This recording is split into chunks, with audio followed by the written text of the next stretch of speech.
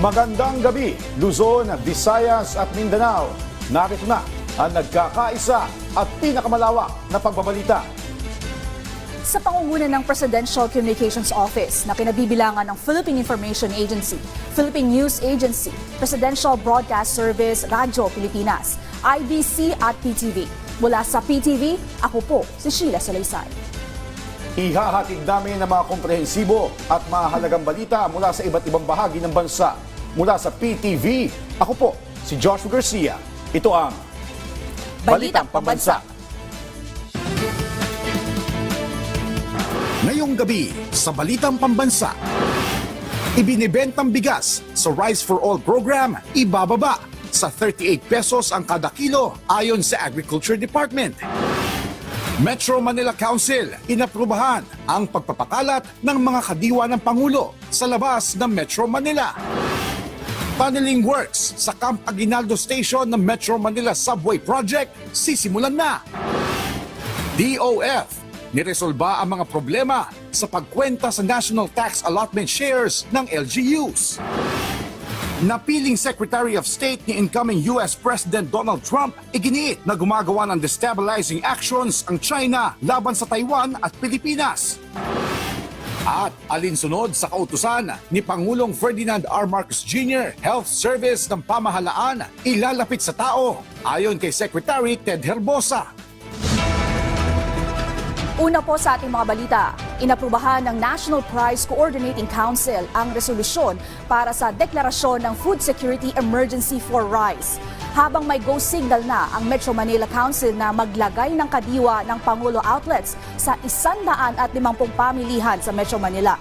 Ang detalye sa Balitang Pambansa ni Bernard Ferrer ng PTV Manila. Inaprubahan ng Metro Manila Council ang kahilingan ng Department of Agriculture na makapaglagay ng kadiwa kiosk, outlets at kadiwa ng Pangulo on Wheels sa 150 pamilihan sa Metro Manila. Layunin nitong maabot ang mas maraming Pilipino ng mas murang produkto tulad ng sariwang mga gulay, 29 pesos kada kilo na bigas at ang Rice for All program. Malaking bagay po talaga na ang ating mga mamamayan ay magkaroon ng access sa murang bigas dahil yun talaga ang hinahanap po ng tao ngayon. Hintay na po namin yung pinaka-guidelines po from the Department of Agriculture para maging tama pong implementation ng pagkakama. Sa ngayon may 20 kadiwa store pa lamang sa Metro Manila. Inanunsyo rin ng DA ang pagbebenta ng National Food Authority ng 36 pesos na bigas sa Metro Manila LGU sa susunod na buwan. Target pa itong maipababa sa 33 pesos pagsapit ng Marso.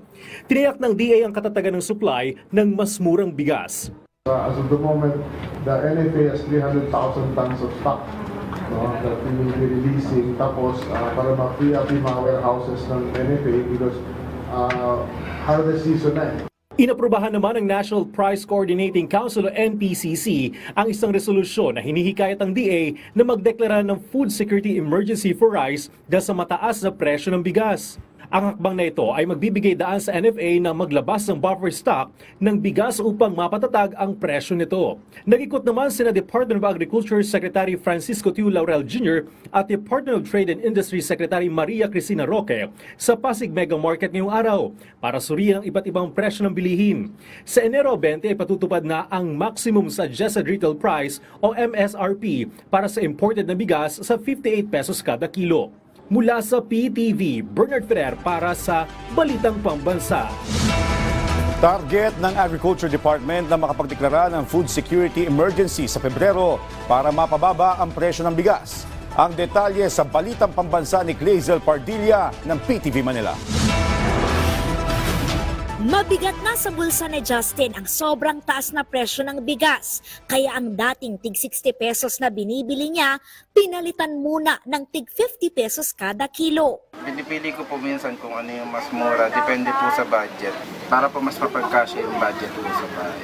Diskarte naman ni Marilyn para makamenos gastos. Nagpapaano ko ng mababa at saka medyo maganda para imimix lang namin siya. Sa price monitoring ng Department of Agriculture, naglalaro sa 37 hanggang 65 pesos ang kada kilo ng bigas sa mga palengke. Sabi ng National Price Coordinating Council, masyadong mataas ang umiiral na presyo ng bigas sa kabila ng pagbaba ng presyo nito sa pandaigdigang merkado at pinaliit na taripa sa imported rice. Kaya inirekomenda na ng NPCC sa Department of Agriculture na magdeklara ng food security emergency. Kapag nangyari yan, papayagan ang National Food Authority na magbenta ng murang bigas sa mga lokal na pamahalaan na maaring gamitin bilang ayuda o ibenta sa publiko. Ibibigay sa halagang 36 pesos ang NFA rice sa mga LGU na pwedeng ibenta ng 38 pesos kada kilo. Layo nitong impluwensyahan ang presyo ng bigas sa mga palengke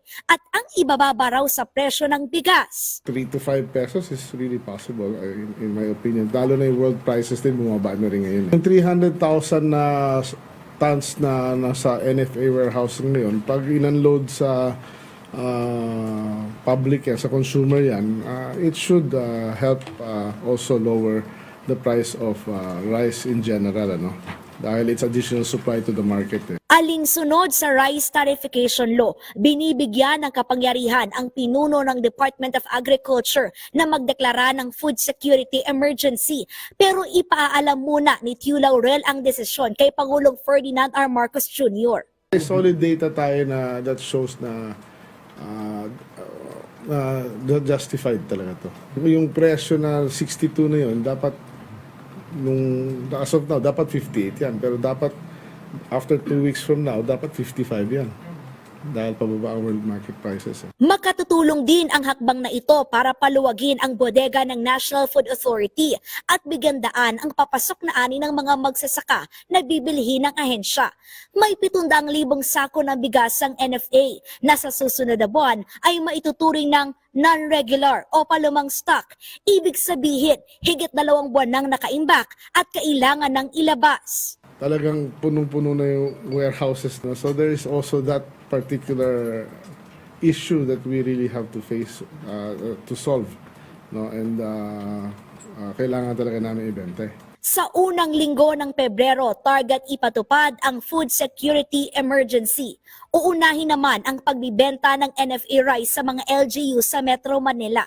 Habang hindi pa yan umiiral, babantayan ang pinagsanib puwersa ng DA at Department of Trade and Industry ang presyo ng bigas.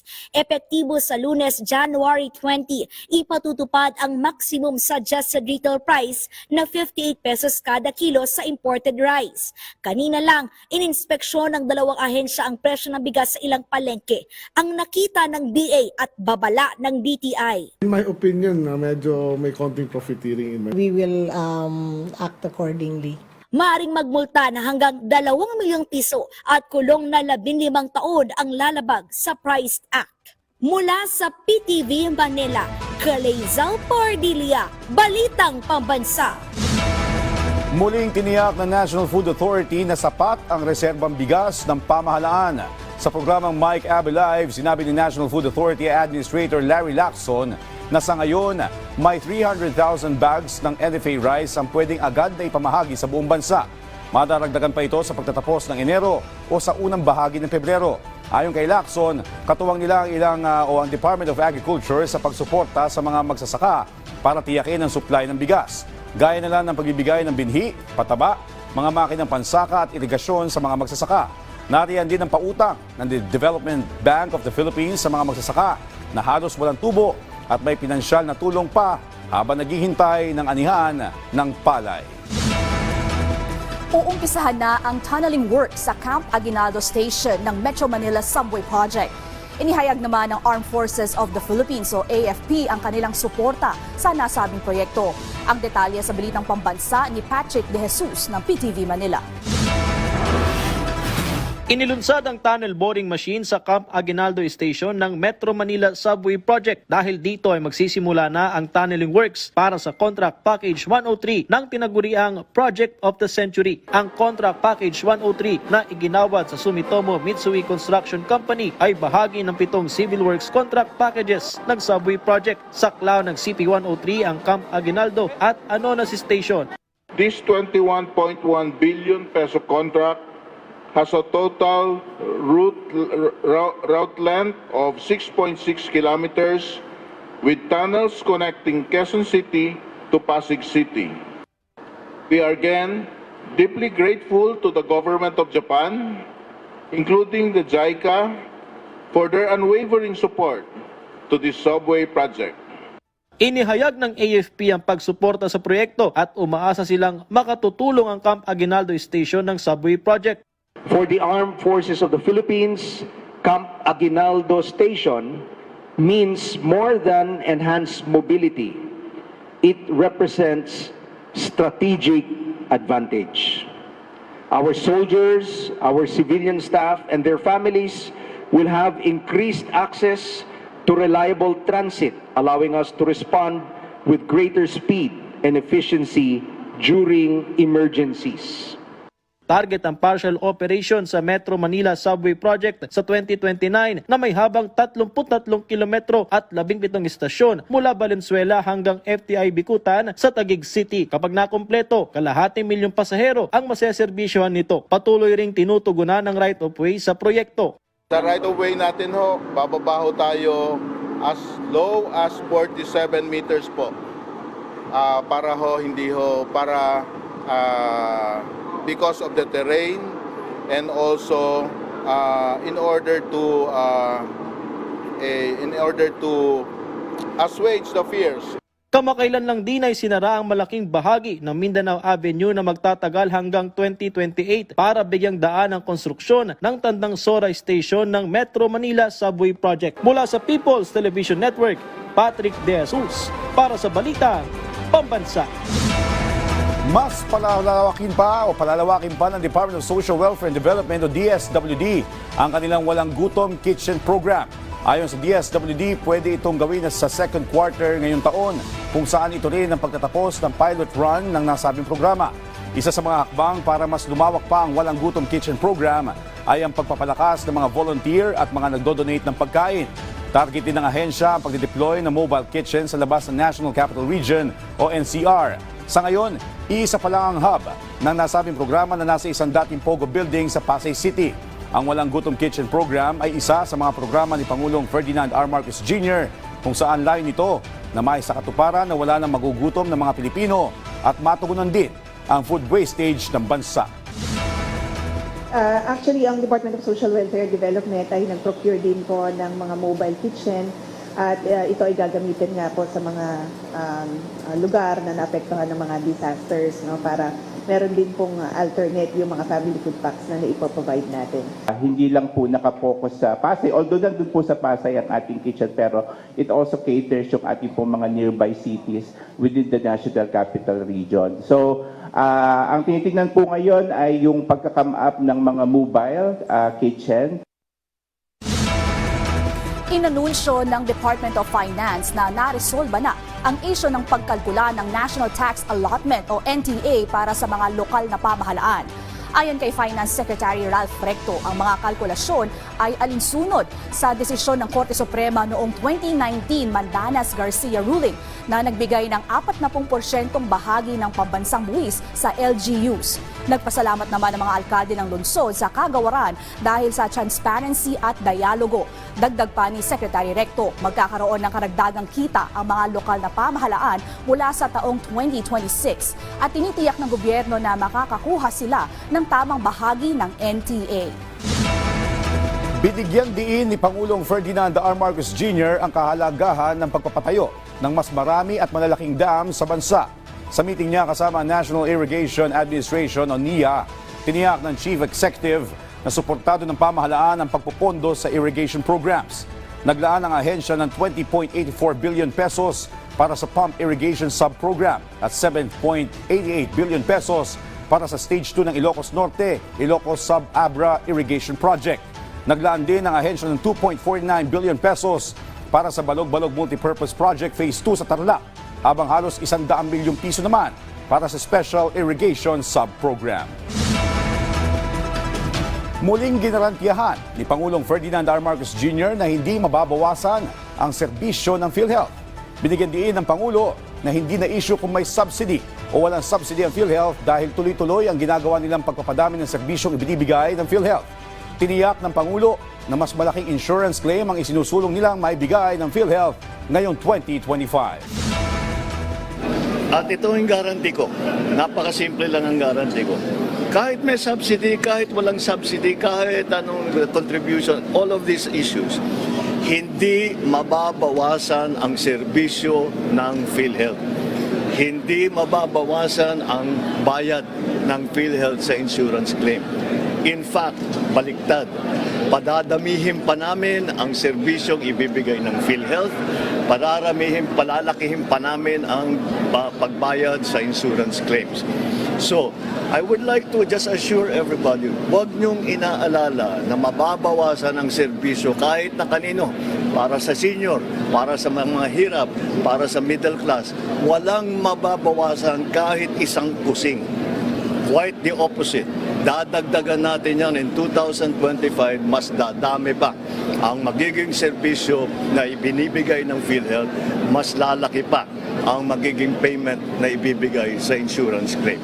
Kaya huwag po kayong mag-aalala, walang mawawala sa serbisyo ng PhilHealth.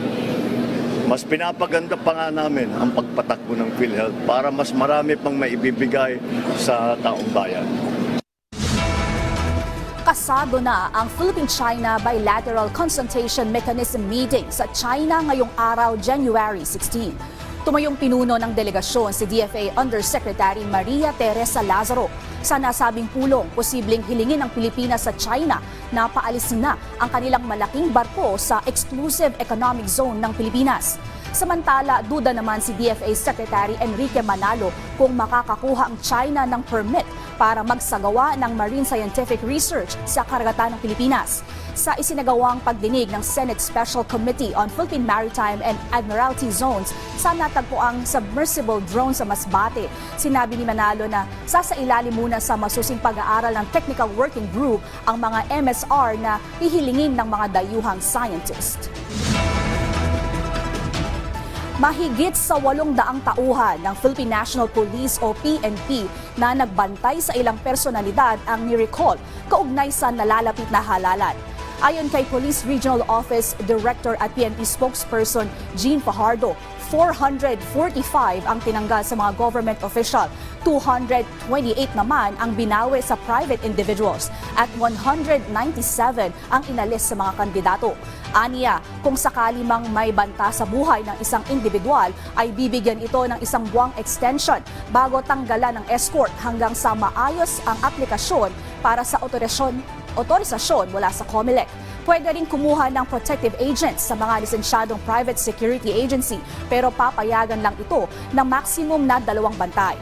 Ipinatutupad ang ganitong patakaran alinsunod sa pag-iingat para maiwasan ng politika at manatiling non-partisan sa mga panig ng mga pulis. Nag-viral sa social media ang pagtaboy ng security guard ng isang kilalang mall sa isang estudyante sa Mandaluyong City. Makikita sa video ang pagsira sa paninda nito at pananakit sa estudyante ng gwardya. Ayon naman sa pamunuan ng mall, labis nilang ikinalungkot ang pangyayari. Sinibak na sa trabaho ang security guard habang tututukan naman ng Department of Social Welfare and Development o DSWD ang intervention sa batang nasa viral video. Ibinida ng Department of Health ang kanilang mga napagtagumpayan sa mga nakalipas na taon sa ilalim ng administrasyon ni Pangulong Ferdinand R. Marcos Jr. Sa katunayan, bumuo ng 8 priority programs ang ahensya. Kabilang na riyan ang pagpapaigting ng bakunahan, mental health at pagsugpo sa HIV at AIDS. Palalawakin din ang bukas center na sa ngayon ay may 43 functional centers na sa iba't ibang dako ng Pilipinas.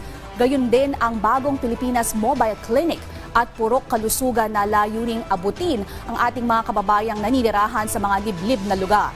Samantala, paiigtingin din ng kagawaran ang bakunahan sa bansa, partikular na ang childhood immunization, kung saan nasa 16 na sakit ang may iwasan nito. Dahil dito, target ng ahensya na maabot ng 95% immunized children sa buong bansa ngayong 2025. Pinagsabihan ni U.S. Senator Marco Rubio ang China na tantanan na ang pangaharas sa Pilipinas at Taiwan. Sa kanyang confirmation hearing bilang U.S. Secretary of State, sinabi ni Rubio na naniniwala siyang pang-uudyok ito ng China sa Amerika para sundin ang commitment na tulungan ang Pilipinas sa Taiwan. Tinawag ni Rubio ang China na pinakamapanganib na kalaban na kinakaharap ng Estados Unidos.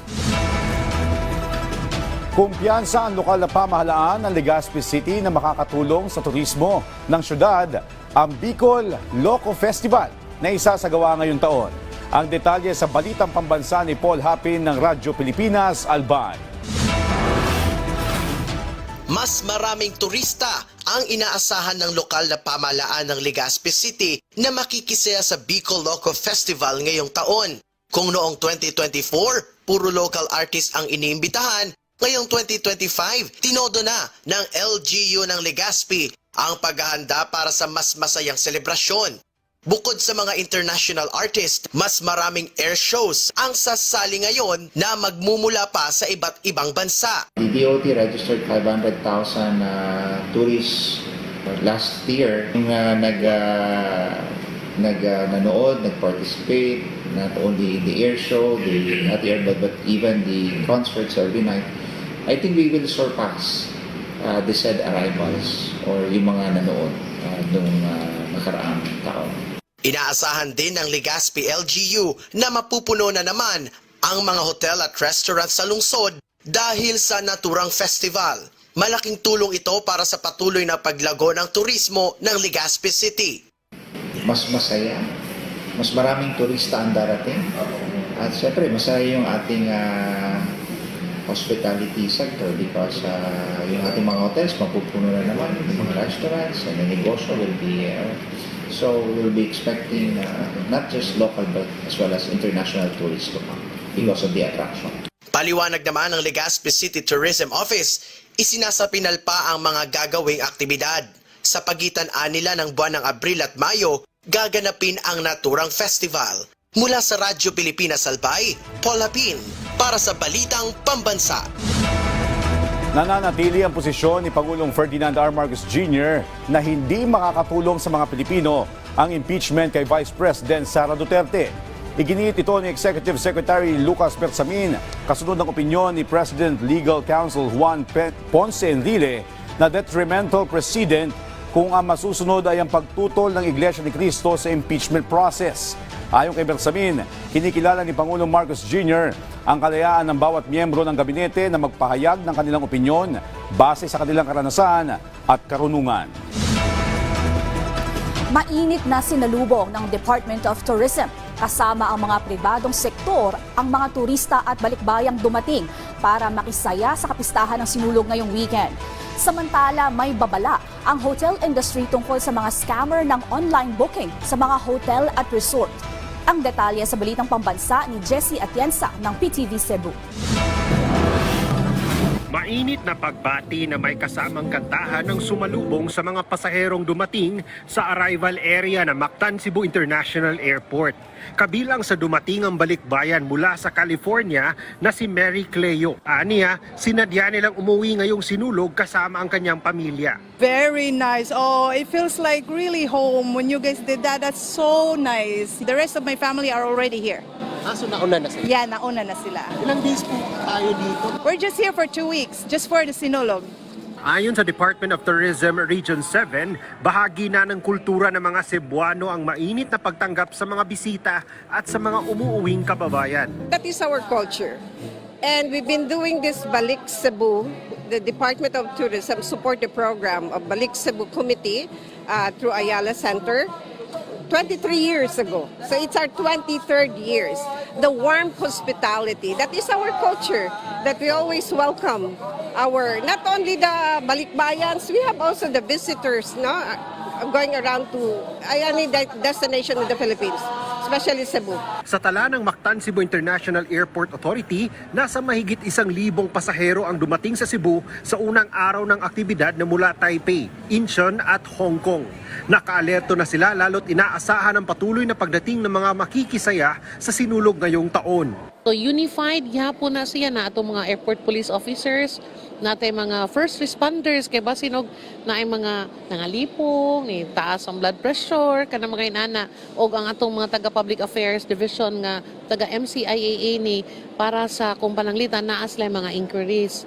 Nagbabala naman ang pamunuan ng Hotel, Resort and Restaurant Association of Cebu Incorporated o HRAC laban sa mga nai-report na online scamming sa mga hotel booking ngayong kasagsagan ng sinulog. So in Facebook, these scammers they've copied the Facebook pages of these resorts using actual pictures, and then they say, 50% off for this period, so you can pay through this account, blah blah blah, and so they get their bookings. So of course, when the guest arrives at the resort, there's no booking for them. Nakikipag-ugnayan na din ng HRAC sa mga otoridad para masugpo agad at mahuli ang mga nasa likod ng online scamming sa mga booking na bumibiktima ng mga turista at mga bisita.